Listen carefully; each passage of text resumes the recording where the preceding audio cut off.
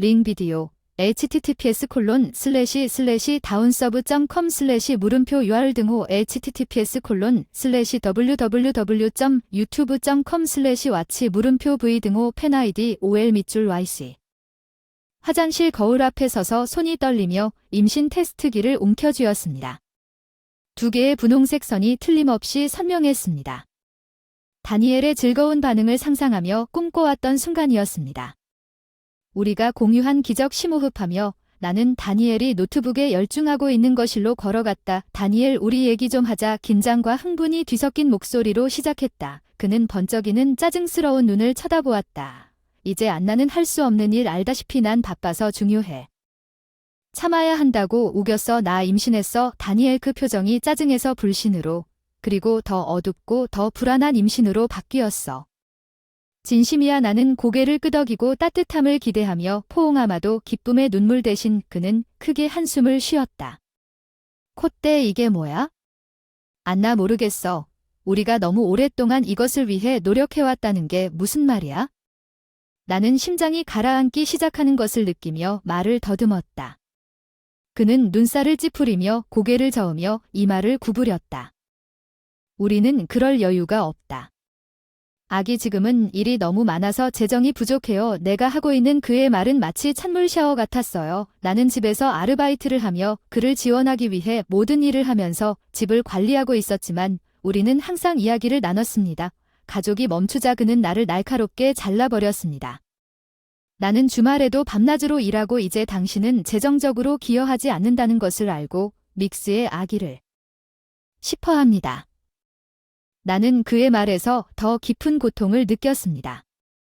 상상했던 것보다 당신이 행복할 거라 생각했어요. 더 많은 비용을 들여 우는 아기로 돌아올 수 있어서 기뻐서 목소리를 거의 들리지 않게 속삭였어요. 지금 당장은 이게 필요하지 않아요. 애나 어쩌면 우리 결혼을 다시 생각해봐야 할 것 같아요. 내가 말할 때 목소리가 떨렸다. 다니엘은 대답하지 않았다. 그는 그냥 노트북으로 돌아서 내가 거기도 없는? 나를 무시했다. 나는 서 있었다. 임신 테스트기를 여전히 손에 쥐고 내 꿈은 내 주위에서 산산이 부서졌다. 이것은 내가 생각했던 다니엘이 아니었다. 나는 그날 밤 내가 침대에 누워있을 때 차갑고 무감각한 다른 사람과 결혼했습니다. 다니엘, 그의 말이 내 머릿속에 울려 퍼졌습니다. 나는 사랑했고 그 옆에 서 있었지만 내가 연약한 순간에 그는 동정심을 나타내지 않았고 거기 누워있는 사랑도 없었습니다. 내가 무엇을 가지고 있는지 알고 있었습니다. 그것은 더 이상 나에 관한 것이 아니었고 내 안에서 자라나는 생명에 관한 것이었습니다. 사랑과 따뜻함을 받을 자격이 있는 생명이었습니다. 방의 어둠 속에서 다니엘과 같은 아버지의 냉담한 거부가 아니라 나는 다니엘을 떠나겠다고 조용히 맹세했습니다.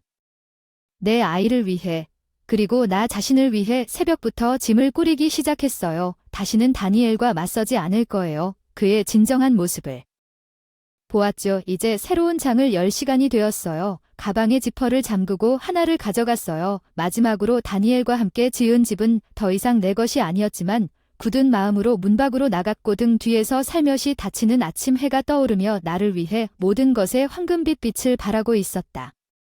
단순한 일출 그 이상으로 그것은 다니엘을 떠난 다음 날 아침 내 새로운 삶의 새벽이었습니다.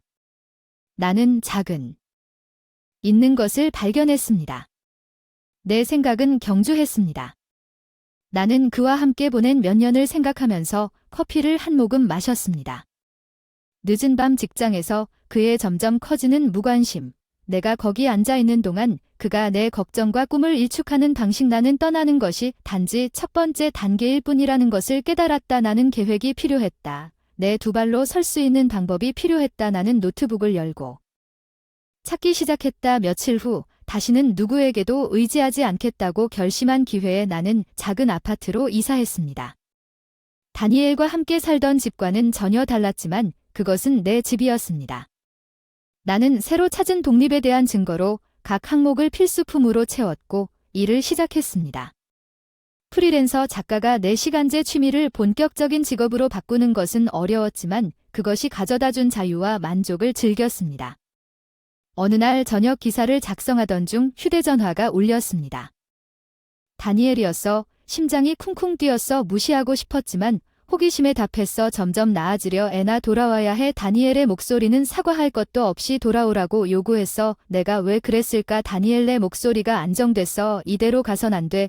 우리 결혼했어. 그는 그게 결혼한 이유라도 되는 것처럼 말했어. 당신이 우리 아기를 해고했을 때 우리 결혼이 아무 의미도 없다는 것을 분명히 했어. 너 없이는 힘든데 집은 엉망이고 그가 말한 것을 따라갈 수 없다. 그의 목소리는 절망감을 배반하는 목소리이므로 이제 아내가 아닌 가정부가 필요하다는 것은 내가 결심을 굳혀달라고 요청한 것입니다.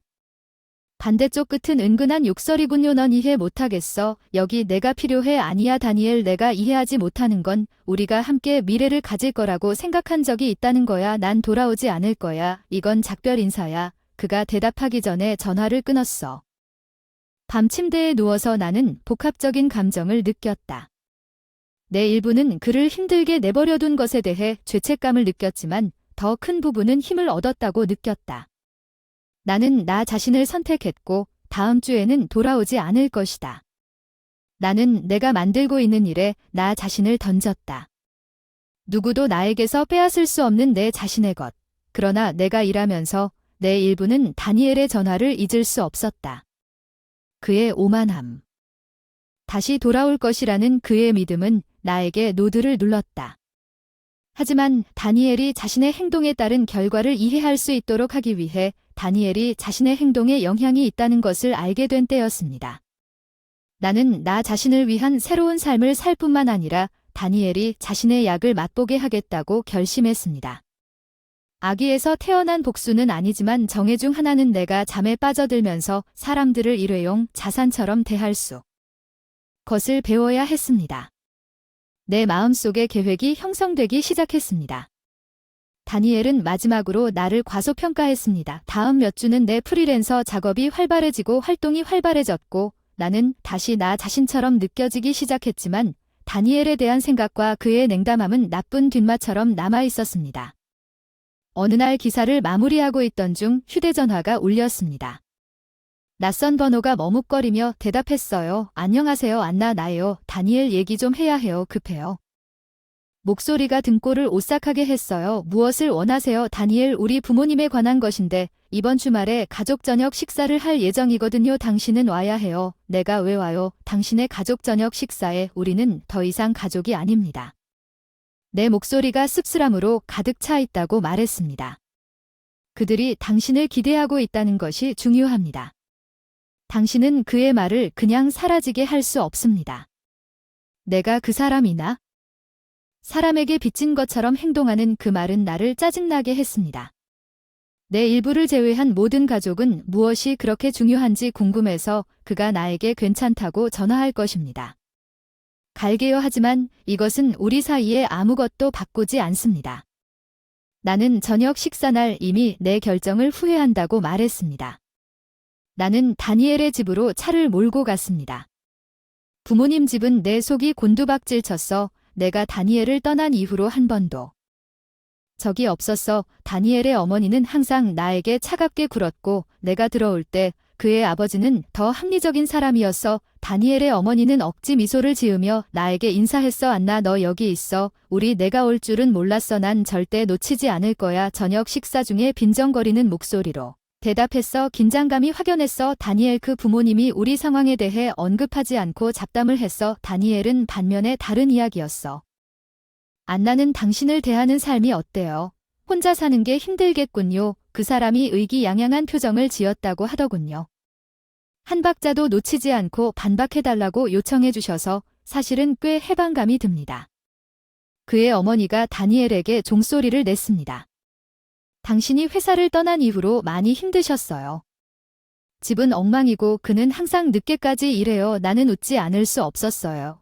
다니엘은 자기 자신을 잘 돌볼 수 있을 만큼 있다고 확신해요. 다니엘이 나를 노려보며 마스크가 미끄러졌어. 알다시피 안나, 정말 그렇게 우쭐대면 안 돼. 그 사람의 말이 찔릴 만큼 곧 다시 기어올라갔지만 나는 그에게 숨을 참지 말라는 것을 보여주려고 하지 않았습니다. 다니엘, 내가 떠날 때 남은 저녁 시간은 어색한 침묵 속에 지나갔습니다. 다니엘의 아버지가 나를 옆으로 끌어당겼습니다. 안나, 미안해요. 이 모든 것에 대해 당신은 더 나은 자격이 고개를 끄덕였습니다. 감사합니다. 집으로 운전하는 동안 내 마음도 다니엘의 오만함을 경주하고 있었습니다. 그 사람 없이는 내가 실패할 것이라는 확신이 그 사람이 내가 약해서 무너질 것이라고 생각했지만 그는 내 결심을 부채질했습니다.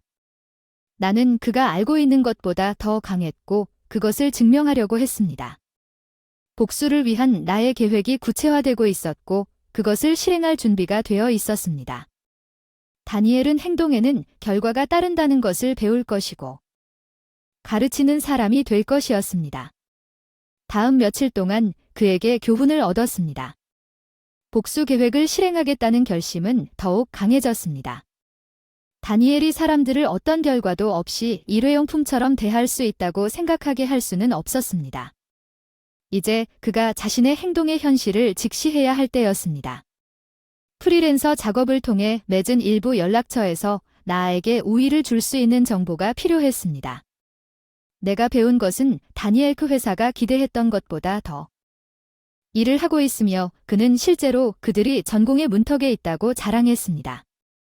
금융위기 이게 내 오프닝이었는데 며칠 후 다니엘에게 전화했는데 얘기 좀 하자 시내 카페에서 만날 수 있을까 내 목소리는 중립적이라고 했어 그는 우리가 만났을 때 놀란 것 같다고 했어 그의 오만함은 분명했으니 우리가 여기서 만나야 했던 게 뭐가 그렇게 중요한지 부모님 저녁 식사 때 내가 돌아온다는 말을 생각하고 있었는데 그의 유심히 관찰하기 시작했다. 그의 눈이 밝아졌다. 입가에 맴돌던 으스스한 미소 드디어 정신을 차렸나봐 허나는 내 목소리를 꾸준하게 기댔어 사실 아니 난 내가 당신 회사의 재정적 문제에 대해 알고 있다고 말하러 왔는데 그의 얼굴에서 미소가 사라졌고 충격적인 표정으로 바뀌었습니다.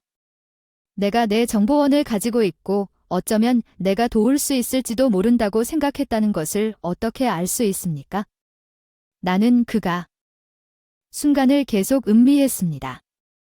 관심 피트 도와주세요. 귀하의 회사를 구할 수 있는 몇 가지 정보를 발견했지만 그에 따른 대가가 따릅니다. 그가 무슨 대가를 요구했는지 꿈틀거리는 것을 보면서 목소리 긴장감으로 당신은 공개적으로 회사에서 사임할 것이라고 책임을 질 것입니다. 그 위기에 대해 내가 단호하게 말했다. 그 사람은 입이 딱 벌어졌어. 넌 진지할 수 없어. 넌 내가 내 경력을 망치길 원해. 우리 결혼을 망쳤어. 다니엘이 이 보답을 생각해봐. 나는 차갑게 대답했고 그는 잠시 침묵했다가 씁쓸하게 웃었다. 내가 안나를 변화시켰어. 내가 결혼한 여자는 아니야. 당신 말이 맞아요. 난 이제 더 강해졌고 다시는 당신이나 다른 사람이 나를 짓밟은 것을 두지 않을 것입니다. 나는 카페를 떠날 때 일어서서 말했다. 다시 나는 바퀴를 움직였습니다. 다니엘이 자신의 약을 맛보는 것은 시간 문제였습니다. 나는 이것이 단지 뿐이라는 것을 알았습니다. 내 계획은 단순한 복수 이상의 것이었습니다. 다니엘 판사는 그의 행동을 배워야 했습니다. 나는 다니엘과의 만남 이후의 나날들이 기대감과 불안이 뒤섞인 크고 분명한 것임을 그가 이해하도록 하려고 했습니다. 나는 복수를 위한 토대를 마련했지만 실제 시험은 아직 오지 않았습니다. 다니엘이 미끼를 물겠습니까?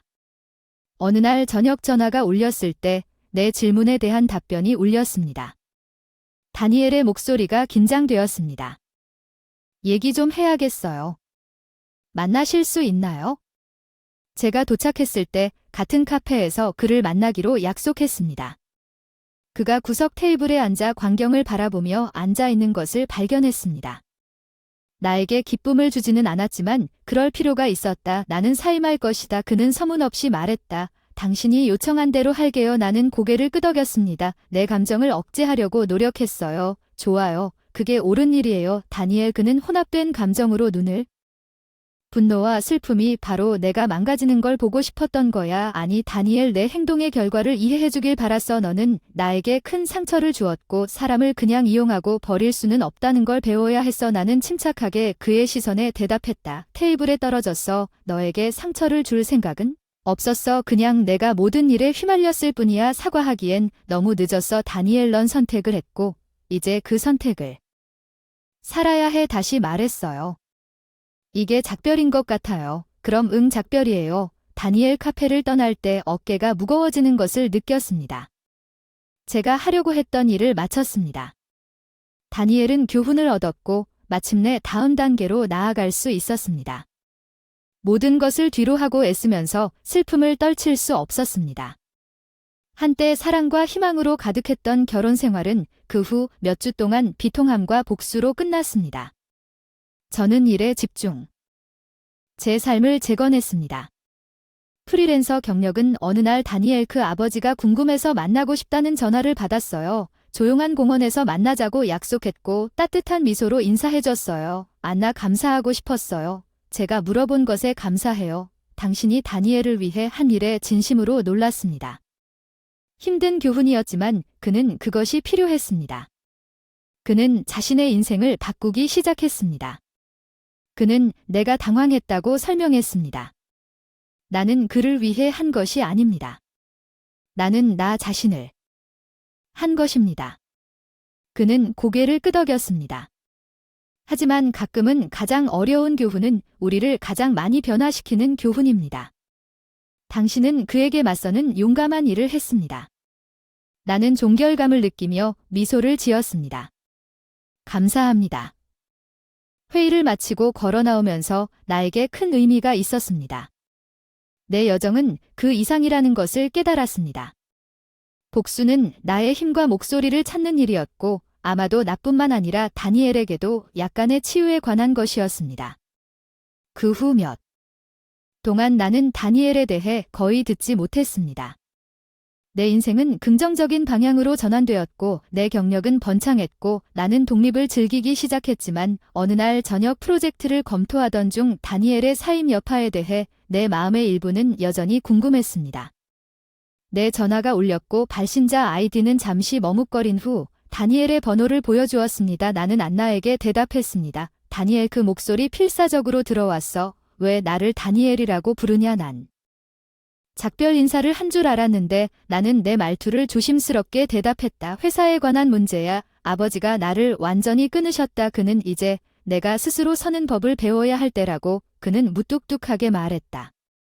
아이러니한 것은 당신이 자신의 가치를 증명하기 위해 항상 독립적이기를 원했던 것이 아니라 그렇게 단순한 것이 아닙니다. 나는 모든 것을 잃었습니다. 안나 내 직업 내 지위 나는 아무것도 없어요. 그의 목소리에 생겼습니다. 다니엘 당신은 당신의 선택을 했습니다. 그 결과에 따라 살아가기 위해 마음속의 혼란에도 불구하고 목소리를 안정시키려고 노력했지만 도움이 필요해요. 안나가 내 더 나은 판단에 반대한다고 간청한 후에만 만날 수 있을까요? 나는 다음 날 내가 지역공원에서 그를 만나기로 동의했습니다.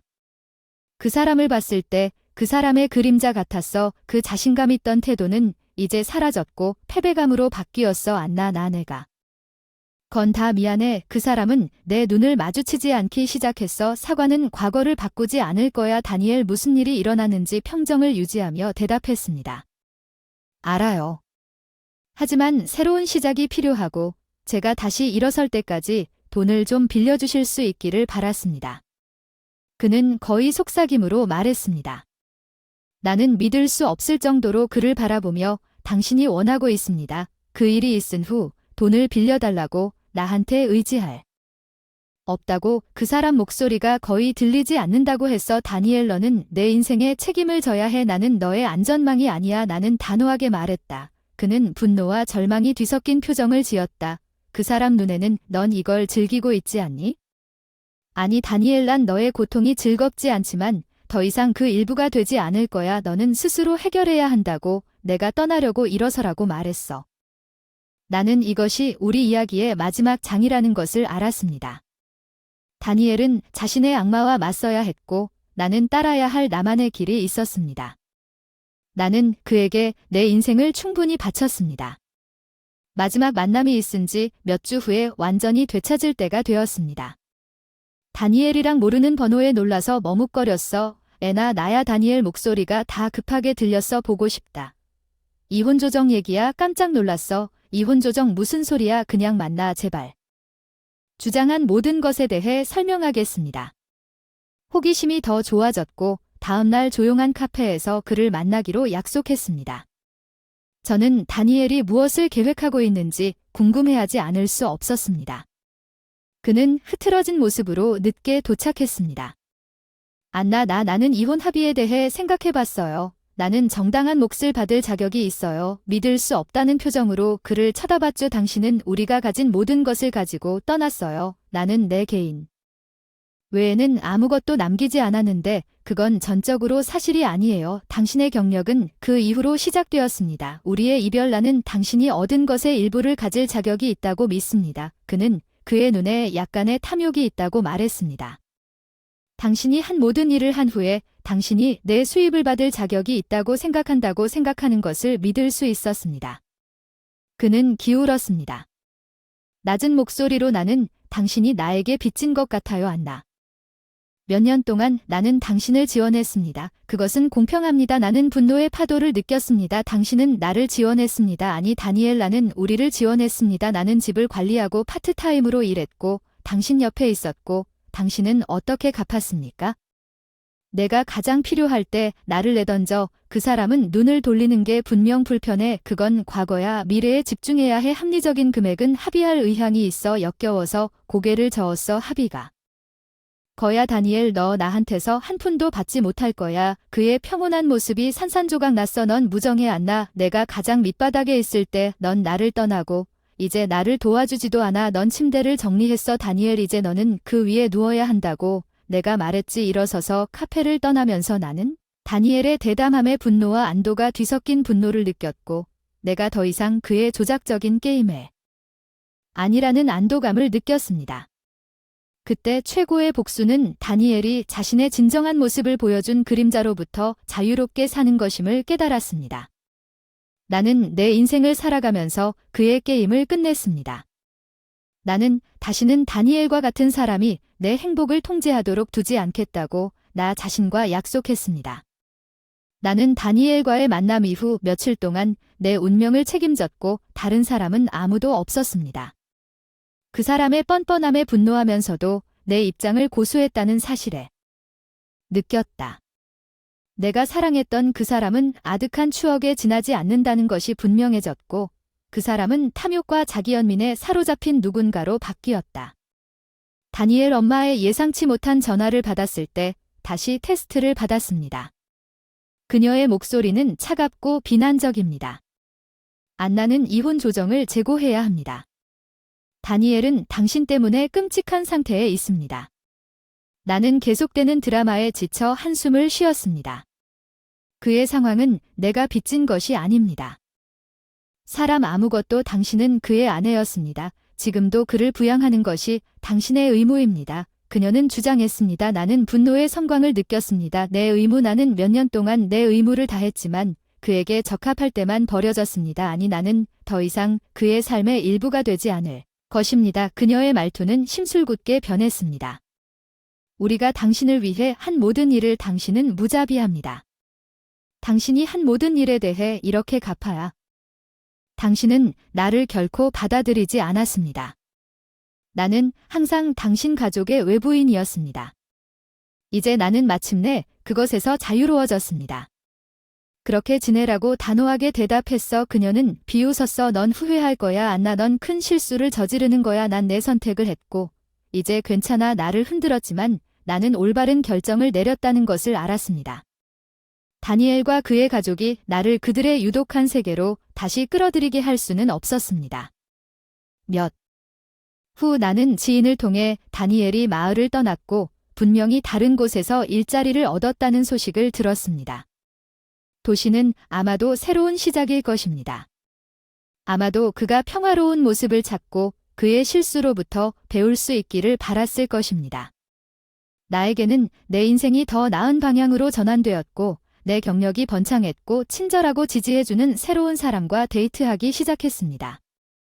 오랜만에 진심으로 행복했어요. 다니엘을 모함하고 계략을 꾸미는 것이 최고의 복수가 그 그림자에서 벗어나 최선을 다해 살아가는 것임을 그때 깨달았어요.